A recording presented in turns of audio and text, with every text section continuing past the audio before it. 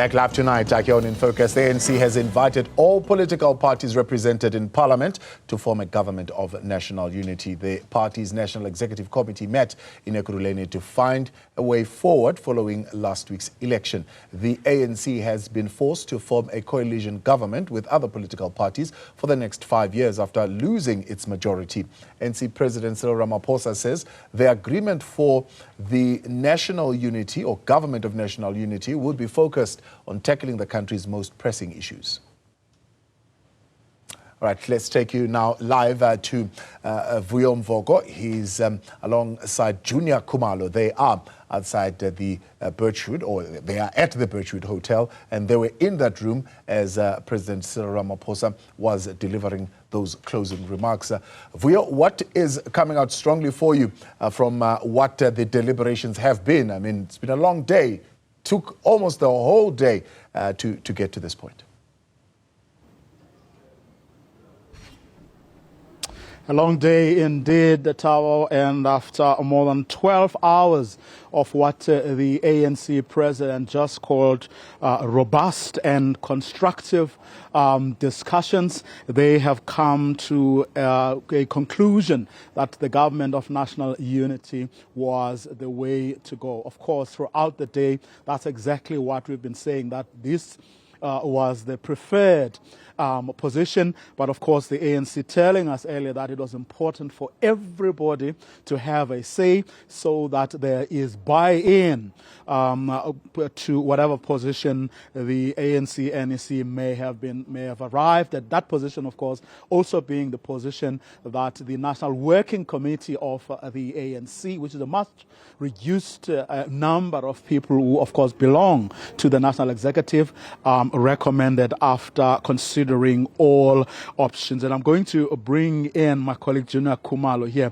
Junior, with this, no surprise really from what the president just told us.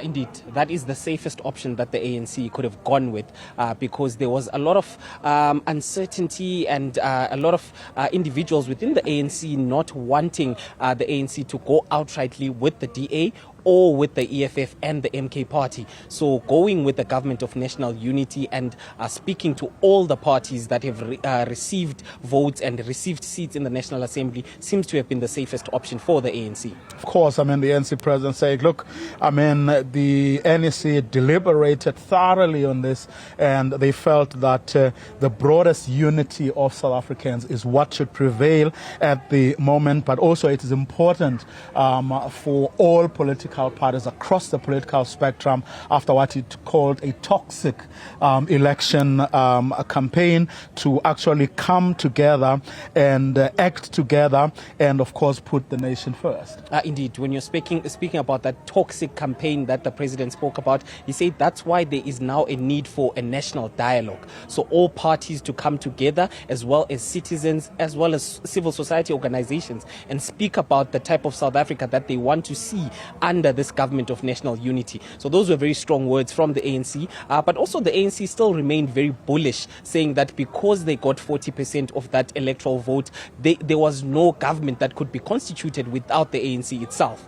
But I guess also that was a different way of saying we're not going to opposition benches at all. But he did highlight some of the issues that he thinks this government of national unity will coalesce around, such as creating jobs, service delivery, crime and corruption. Those issues, I don't think they will have a great deal of, or any opposition for that matter, on those issues. But then the devil is going to be in the detail of what exactly it means to create jobs. How are you going to do that? You know, how are you going to deal with crime and so on? And that's a task that has been left to the task team that is going to be led by officials of the ANC. And those are matters they will get into once they have those conversations with the political parties they have had initial conversations with. Indeed. So it's no longer the Secretary General himself who is going to be leading this task team. Now, 5 of the top 7 officials have also been roped in to now lead this coalition task team.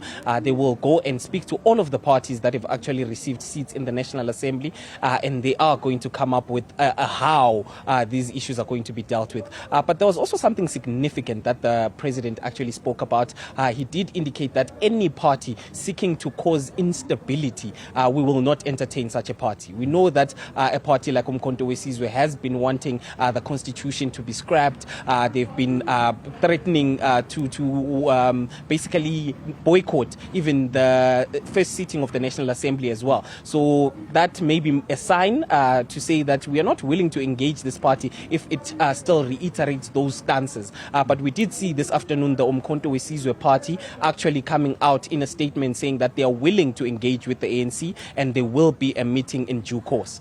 Of course, so that's what we're going to leave it for now, Junior. And of course, Thabo, the president also underscoring the fact that whatever agreement gets arrived at by these parties after all these conversations, all will be done in writing. It will be made public to make sure that everybody is actually being held accountable.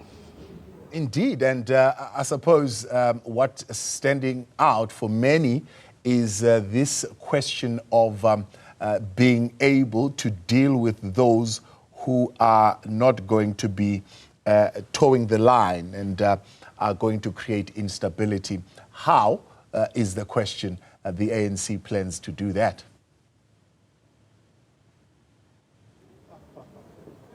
It's going to be interesting indeed. So they have a lot on their hands, officials who have been tasked, of course, with carrying on or taking this conversation from this meeting of the National Executive Committee. And by the way, just to underscore something else, it doesn't mean this is it, because this NEC will still have to look at the responses from the political parties that are yet to be, to pronounce on whatever the ANC is going to put before them, which then also puts enormous time pressures as well, because remember they have a deadline to meet, because all of this has to be done in 2 weeks. So you need a great deal of agility in this process. The toing and froing can't happen. I mean, they have no time to do a